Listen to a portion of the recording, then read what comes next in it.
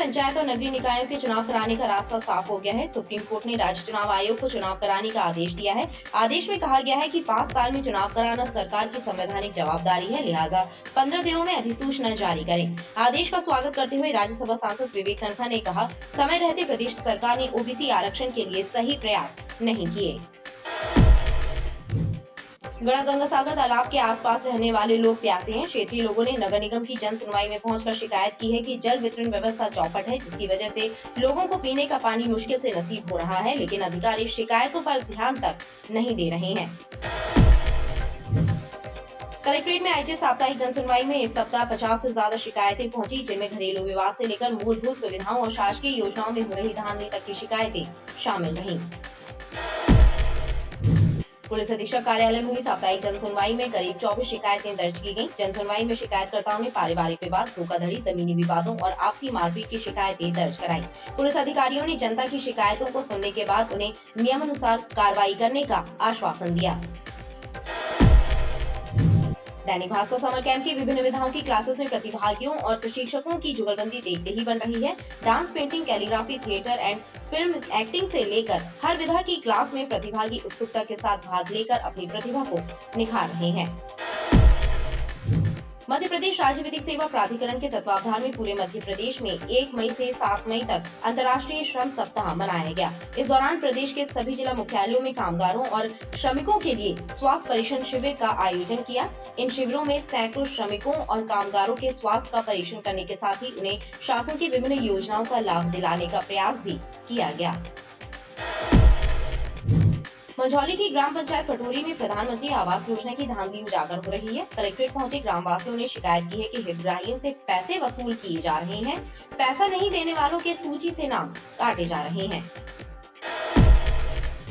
दिव्यांगजनों ने जिला प्रशासन के जरिए सरकार से मांग की है कि उन्हें भीख की जगह रोजगार दिलाया जाए, ताकि सिर उठाकर जिंदगी गुजार सके। शासकीय योजनाओं के तहत उपकरण बांटकर जो उपकार किया जा रहा है, उससे दिव्यांग संतुष्ट नहीं है।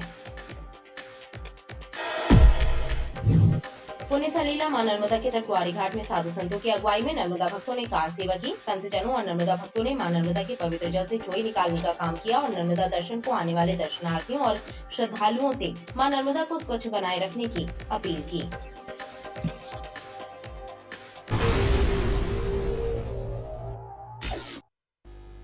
नमस्कार, बीडीवी न्यूज के इस बुलेटिन में आपके साथ मैं हूं स्वाति। शहर से जुड़ी खबरों को देखेंगे विस्तार से, लेकिन सबसे पहले एक नजर डालते हैं हेडलाइंस पर।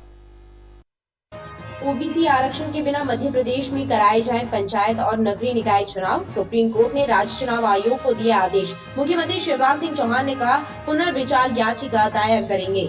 और प्रतिभागियों को आकर्षित कर रही दैनिक भास्कर समर कैंप की क्लासेस। प्रशिक्षकों के मार्गदर्शन में प्रतिभागियों को मिल रहा प्रशिक्षण। समर कैंप में जी तोड़ मेहनत कर रहे प्रतिभागी।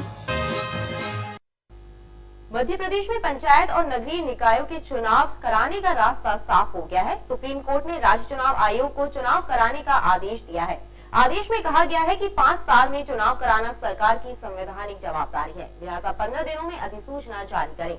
आदेश का स्वागत करते हुए राज्यसभा सांसद विवेक कृष्ण तन्खा ने कहा, समय रहते प्रदेश सरकार ने ओबीसी आरक्षण के लिए सही प्रयास नहीं किए।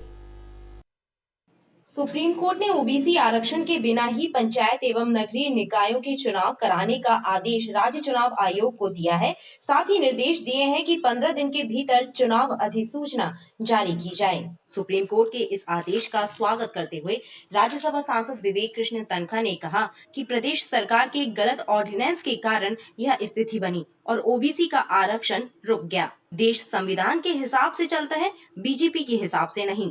स्टेट गवर्नमेंट में 15 साल से एक ओबीसी क्लास का मुख्यमंत्री है और उस मुख्यमंत्री ने इस 15 साल में जो सुप्रीम कोर्ट ने ट्रिपल टेस्ट 2010 में बोला था और फिर 2017 में भी रिपीट किया था और बार बार सुप्रीम कोर्ट बोल रहा था कि ये ट्रिपल टेस्ट के माध्यम से ही लिस्ट बनेगी। इतना समय था, रादर देन विवेक तन्खा की एफिजी जला रहे हो या विवेक तन्खा के अगेंस्ट प्रोटेस्ट कर रहे हो, घेरने की कोशिश कर रहे हो। अरे विवेक तन्खा तुमको अकल की बात बता रहा था, ये बोल रहा था सुप्रीम कोर्ट के जजमेंट पे ध्यान दो। ये जो तुम विधेयक लाए थे, ऑर्डिनेंस लाए थे उस वक्त पंचायत चुनाव को रोकने के लिए, और मैंने कहा था वो अनकॉन्स्टिट्यूशनल है, क्यों टाइम बर्बाद कर रहे हो। आप वो जो डिलिमिटेशन हो चुका था उसी पे चुनाव कराइए, जो आज सुप्रीम कोर्ट का आदेश है, और अब कंसंट्रेट करिए ओबीसी रिजर्वेशन पे। किस प्रकार से ओबीसी रिजर्वेशन हो सकता है, किस प्रकार से ट्रिपल टेस्ट फॉलो हो सकता है, ये सब ना देख के उनको लग रहा था कांग्रेस पे ठीकरा फोड़ो, विवेक तनखा पे फोड़ो और ताली बजाओ। तो लाओ बजाओ ताली, अब पता चलेगा तुम्हें कि तुमने कितनी बड़ी गलती की अपने लोगों के साथ। मैं तो इसको विश्वासघात समझता हूं अपने लोगों के साथ। तो मेरे को तो बड़ा अफसोस है कि हमारे ओबीसी भाइयों के लिए अब उनको भाई बहनों को रुकना पड़ेगा, और आप सोचते हो कि आप अपने मन से कुछ भी कर सकते हो। ऐसा इस देश में नहीं होता, कि हमारे देश में एक संविधान है और हम सब उस संविधान के साथ चलते हैं। हालांकि इस मामले में प्रदेश के मुखिया शिवराज सिंह का कहना है कि ओबीसी आरक्षण के साथ चुनाव कराए जाने का प्रयास करेंगे, कोर्ट में रिव्यू पिटीशन लगाएंगे। अभी माननीय सर्वोच्च न्यायालय का फैसला आया है, विस्तृत अध्ययन हमने अभी नहीं किया है, लेकिन ओबीसी आरक्षण के साथ ही पंचायत के चुनाव हो, इसके लिए रिव्यू पिटीशन हम दायर करेंगे और पुनः आग्रह करेंगे कि स्थानीय चुनाव, स्थानीय निकायों के चुनाव ओबीसी के आरक्षण के साथ हो। बहरहाल ओबीसी आरक्षण के मामले में प्रदेश की भाजपा सरकार की रिपोर्ट को कोर्ट ने अधूरा माना है। अधूरी रिपोर्ट होने के कारण मध्य प्रदेश में ओबीसी वर्ग को चुनाव में आरक्षण नहीं मिलेगा। इसलिए अब स्थानीय चुनाव 36% आरक्षण के साथ होंगे। इसमें 20% एसटी और 16% एससी का आरक्षण रहेगा, जबकि शिवराज सरकार ने 27% ओबीसी आरक्षण के साथ कराने की बात कही थी, इसलिए चुनाव अटके हुए थे। गढ़ा सागर तालाब के आसपास रहने वाले लोग प्यासे हैं। क्षेत्रीय लोगों ने नगर निगम की जन सुनवाई में पहुंचकर शिकायत की है कि जल वितरण व्यवस्था चौपट है, जिसकी वजह से लोगों को पीने का पानी मुश्किल से नसीब हो रहा है, लेकिन अधिकारी शिकायतों पर ध्यान तक नहीं दे रहे हैं।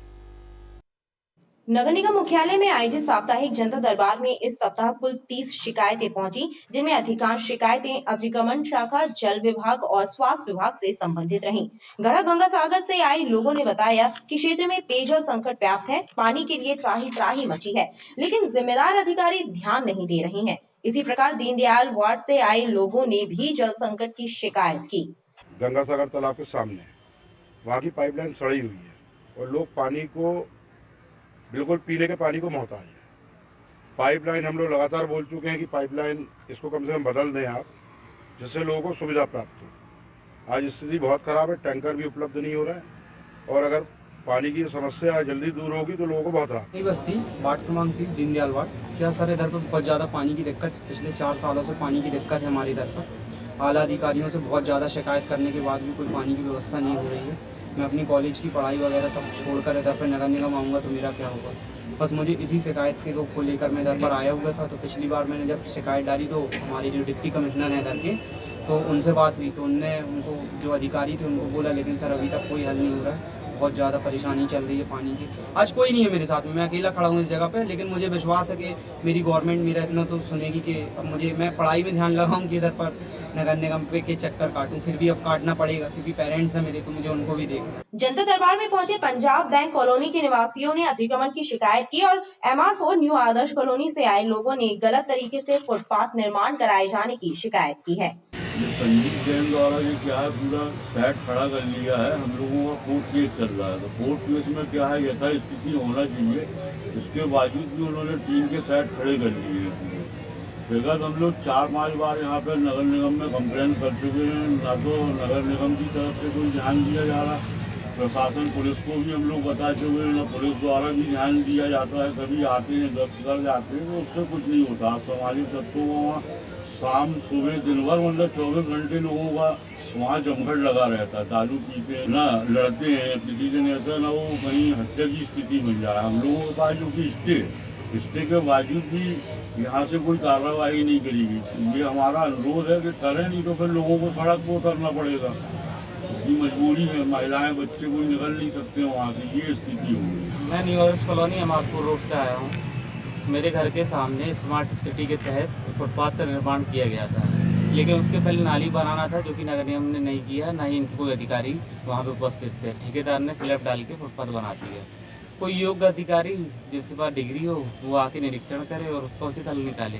आने वाले समय बारिश से तो क्या स्थिति होगी फिर? वो हर साल जल प्लावन होता है, घर में सांप बिच्छू घुसते हैं, हम लोग पंप लगा के पानी निकालना पड़ता है। गोरखपुर कटंगा क्रॉसिंग में एक चोपड़ा चैम्बर कॉम्प्लेक्स मार्केट है, उसमें मार्केट के बिल्डर ने पूरी पार्किंग कवर्ड और ओपन पार्किंग को अतिक्रमण करके और मुख्य मार्ग को अतिक्रमण करके कंस्ट्रक्शन करके रजिस्ट्री कर दी है। स्थिति यह है कि पार्किंग नहीं होने से वहाँ के पूरे व्यापारी रोड पे और ग्राहक रोड पे गाड़ी खड़ी करने के लिए मजबूर हैं और दिन भर जाम लगता है और दुर्घटनाएं होती हैं। नगर निगम को कई बार कंप्लेंट की, उसके बाद भी वहाँ अतिक्रमण पे किसी प्रकार की कार्यवाही नहीं हो रही। शिकायत करने वालों ने बताया कि नगर निगम कमिश्नर आशीष वशिष्ठ के द्वारा जन सुनवाई में लोगों के दुख दर्द नहीं सुने जाते, इसलिए समस्याओं पर प्रभावी कार्यवाही नहीं हो पा रही है। जनता को चक्कर काटने पड़ते हैं। कलेक्ट्रेट में आयोजित साप्ताहिक जन सुनवाई में इस सप्ताह 50 से ज्यादा शिकायतें पहुंची, जिनमें घरेलू विवाद से लेकर मूलभूत सुविधाओं और शासकीय योजनाओं में हो रही धांधली तक की शिकायतें शामिल रहीं। जनता के दुख दर्द सुनने के बाद कलेक्टर डॉक्टर एलिया राजा टी ने उन्हें नियमानुसार कार्यवाही का भरोसा दिलाया। कलेक्ट्रेट की जनसुनवाई में पहुंचे अमखेरा जागृति नगर के लोगों ने कलेक्टर से शिकायत की है कि क्षेत्र में नाली पानी किया है और नगर निगम के जिम्मेदार अधिकारी शिकायतों पर ध्यान नहीं दे रहे हैं। पूरे इलाके में जनता परेशान है। हम लोग 40 feet colony Amkhera road Gohalpur के निवासी हैं, थाना गोहलपुर के। पिछले 3 साल से हम लोग लगभग रहते हुए आ रहे हैं और हमें रोड और नाली की बहुत समस्या हो रही है। आए दिन महिला बच्चे रोड में चल के गिर रहे हैं। बरसात जैसी ही आती है हम लोग का आना जाना बहुत मुश्किल हो जाता है। लगभग हम लोग 6 महीने से प्रयास कर रहे हैं, मगर आज कलेक्टर महोदय ने आश्वासन दिया है कि हम इसका जल्द से जल्द कार्रवाई करेंगे।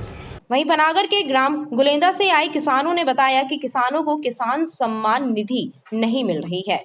किसान सम्मान निधि वाला पैसा करीब 2 साल हो गए मेरे को भटकते पनागर और जबलपुर, आज तक नहीं मिला, ना कोई सुधार हुआ। एक किस्त बस मिली है जब से किसान सम्मान निधि का पैसा मिलना चालू हुआ है, उसके बाद एक भी किस्त नहीं आई और ना कुछ सुनाई हो रही है। बरेला नगर पंचायत से आए सफाई मजदूरों ने शिकायत की है कि कलेक्टर रेट पर मजदूरी नहीं मिल रही है, अधिकारी परेशान कर रहे हैं।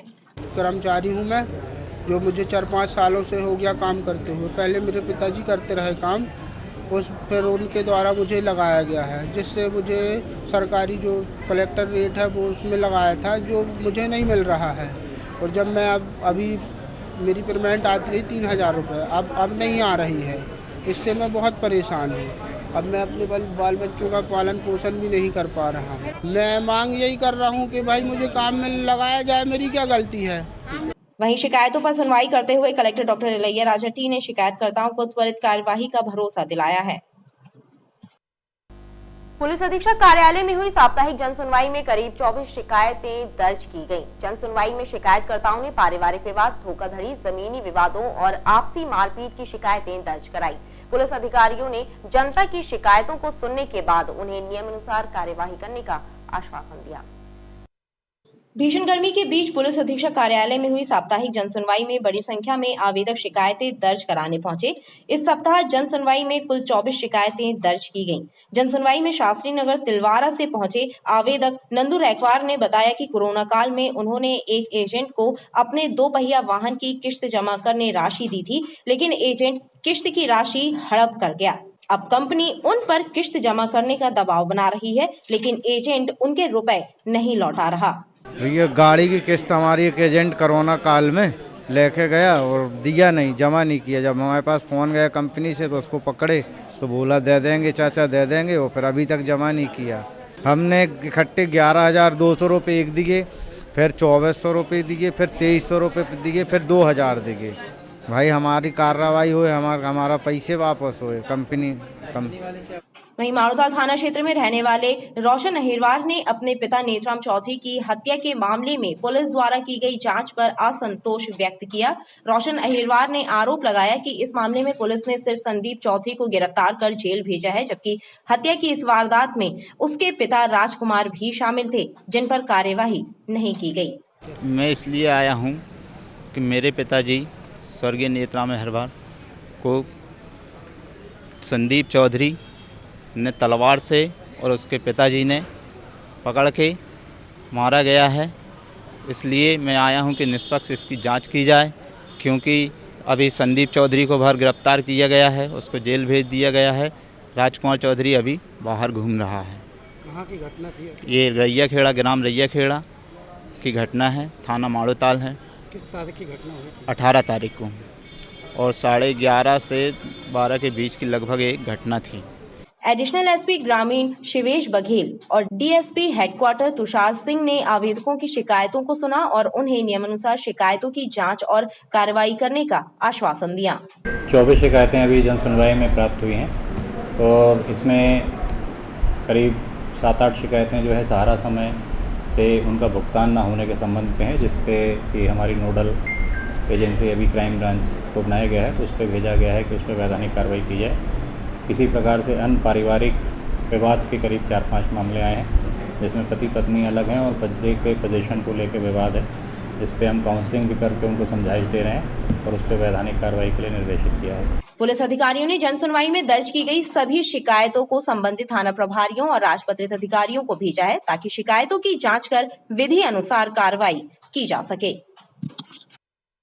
दैनिक भास्कर समर कैंप की विभिन्न विधाओं की क्लासेस में प्रतिभागियों और प्रशिक्षकों की जुगलबंदी देखते ही बन रही है। Dance, painting, calligraphy, theatre and film acting से लेकर हर विधा की क्लास में प्रतिभागी उत्सुकता के साथ भाग लेकर अपनी प्रतिभा को निखार रहे हैं। वेस्टर्न डांस की क्लास में डांस के स्टेप सीख रहे प्रतिभागियों के चेहरे जहां खुशी से खिल रहे हैं, तो वहीं पेंटिंग की क्लास में पेंसिल और कलर्स की जानकारी प्रतिभागियों को मिल रही है। दैनिक भास्कर समर कैंप की क्लासेस प्रतिभागियों के आकर्षण का केंद्र बनी हुई है। चाहे वेस्टर्न डांस की क्लास हो या फिर पेंटिंग और अन्य विधाओं की क्लास, सभी क्लासेस में प्रतिभागियों और प्रशिक्षकों की जुगलबंदी देखते ही बन रही है। प्रतिभागी समर कैंप की क्लासेस में अपनी प्रतिभा को निखारने जी तोड़ मेहनत कर रहे हैं, तो वहीं प्रशिक्षक भी उन्हें हर कला की बारीकी से अवगत करा रहे हैं। भास्कर समर कैंप की वेस्टर्न डांस की क्लास में प्रतिभागियों के कदम थिरकते नजर आए। डांस प्रशिक्षक ने प्रतिभागियों को डांस के बेहतर टिप्स बताए, ताकि प्रतिभागी इस कला में पारंगत हो सके। प्रतिभागी भी वेस्टर्न डांस की इस क्लास में उत्सुकता से भाग लेते देखे गए।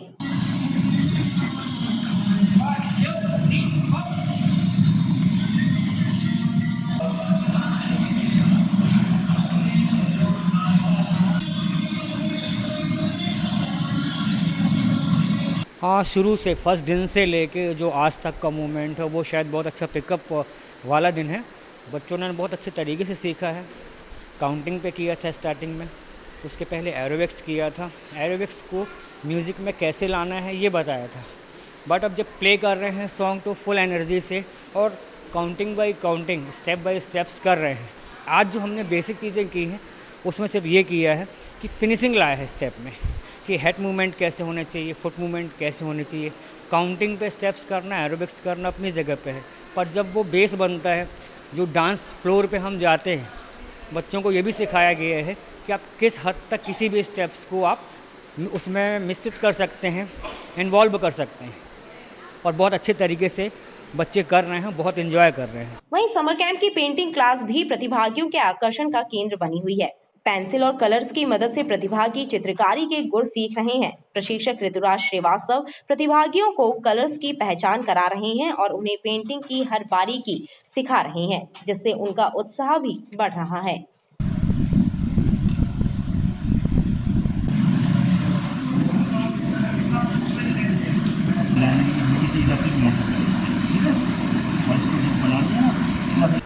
दैनिक भास्कर समर कैंप और ड्राइंग सीख रहे हैं।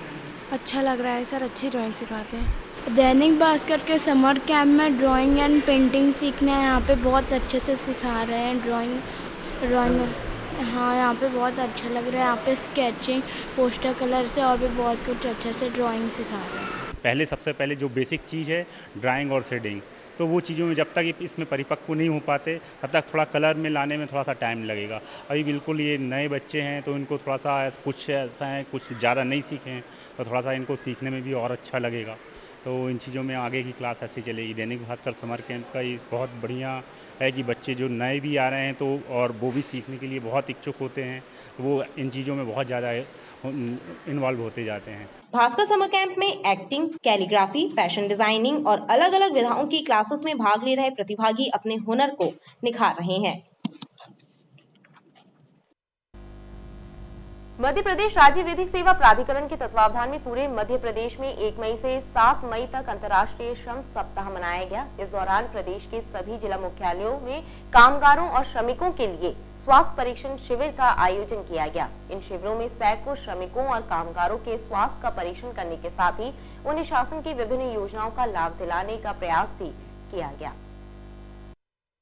मध्य प्रदेश राज्य विधिक सेवा प्राधिकरण के तत्वावधान में 1 मई मजदूर दिवस से लेकर 7 मई तक पूरे प्रदेश में श्रमिक विधिक सेवा सप्ताह मनाया गया। राज्य विधिक सेवा प्राधिकरण ने मध्य प्रदेश उच्च न्यायालय के मुख्य न्यायाधिपति न्यायमूर्ति रवि मलिमठ और राज्य विधिक सेवा प्राधिकरण के कार्यपालक अध्यक्ष जस्टिस शीलू नागू के मार्गदर्शन में प्रदेश के समस्त जिला मुख्यालयों में श्रमिक और कामगारों के लिए स्वास्थ्य परीक्षण शिविर आयोजित किए। इन शिविरों के माध्यम से जहां एक ही स्थान पर श्रमिकों और कामगारों के स्वास्थ्य का परीक्षण किया गया, तो वहीं उन्हें आयुष्मान कार्ड, राशन कार्ड और शासकीय योजनाओं का लाभ भी दिलाया गया। राज्य विधिक सेवा प्राधिकरण के सदस्य सचिव राजीव करमहे ने बताया कि इन शिविरों में सैकड़ों श्रमिक लाभान्वित हुए। हमारा उद्देश्य प्राधिकरण की ओर से यह था कि एक स्थान पर हम श्रमिकों को एकत्र करें, उसी स्थान पर उनका स्वास्थ्य परीक्षण भी हो, उन्हें उसकी भी आवश्यकता होती है। इसके अलावा आयुष्मान कार्ड और जो सरकार की विभिन्न योजनाएं होती हैं उनका उपयोग किया, शासन के विभिन्न विभागों का सहयोग लिया और उनको जीवन में जो तकलीफ़ें होती हैं, जैसे पल्मोनरी डिसीज़ हो गई, स्किन डिसीज़ हो गई, ट्यूबरकुलोसिस उनमें कॉमन होता है ऐसे वर्ग में, ऐसे तमाम विशेषज्ञों को बुलाकर उनका परीक्षण कराया और बड़ी संख्या में पूरे प्रदेश में, बड़े शहरों के अलावा सारे जिलों में इसका बहुत बड़ी संख्या में श्रमिकों ने फ़ायदा उठाया। अब हम इस योजना के बाद अलग अलग वर्गों को फोकस करते हैं, महिलाओं को, बच्चों को, समाज के कमज़ोर वर्गों को, आदिवासियों को, पिछड़े वर्गों को। हमारी बहुत सारी योजनाएं हैं, उन योजनाओं में जो जो लोग आते हैं उनको लाभ देने के लिए हम ऐसे शिविर करते रहेंगे। मंझौली की ग्राम पंचायत पटोरी में प्रधानमंत्री आवास योजना की धांधली उजागर हो रही है। कलेक्ट्रेट पहुंचे ग्रामवासियों ने शिकायत की है कि हितग्राहियों से पैसे वसूल किए जा रहे हैं। पैसा नहीं देने वालों के सूची से नाम काटे जा रहे हैं। मंझौली की ग्राम पंचायत पटोरी के निवासियों ने collector doctor Ilaiya Raja T से शिकायत की है कि ग्राम सचिव द्वारा पीएम आवास योजना के क्रियान्वयन में धांधली की जा रही है। 156 लोगों की सूची से बिना वजह 47 लोगों के नाम काटकर उन्हें परेशान किया जा रहा है। हम लोग ग्राम पंचायत पटोरी से आए हुए हैं सर, जो 156 लोगों की सूची जारी हुई थी, जो ग्राम पंचायत द्वारा अनुमोदित की गई थी, जिसमें से 47 नाम काट दिए गए हैं। यह नाम रोजगार सहायक एवं सचिव महोदय जी द्वारा, क्या नाम उनका, माया तिवारी द्वारा अपनी मनमानी से नाम काट दिए गए और इसमें जो लोग मृत हो चुके हैं उनके नाम सूची में है, अभी भी हैं, और उनके परिवार के कुछ लोगों के नाम हैं जिनके पास ज़मीन है और सामने पक्का मकान है, और बाकी जो सभी पात्र लोग थे उनके नाम काट दिए गए। कितने लोग प्रभावित हैं आप लोग? लगभग हम लोग 47 लोग प्रभावित हैं। क्या मांग कर रहे हैं आप लोग? हम लोग यह मांग कर रहे हैं कि हमारे जो नाम कटे हैं उन्हें पुनः सूची में जोड़े जाएं। शिकायत करने वालों का कहना है कि पीएम आवास योजना को अधिकारियों ने पैसे उगाही का जरिया बना लिया है। यदि मामले की गंभीरता से जांच हो जाए तो कई चेहरे बेनकाब हो सकते हैं।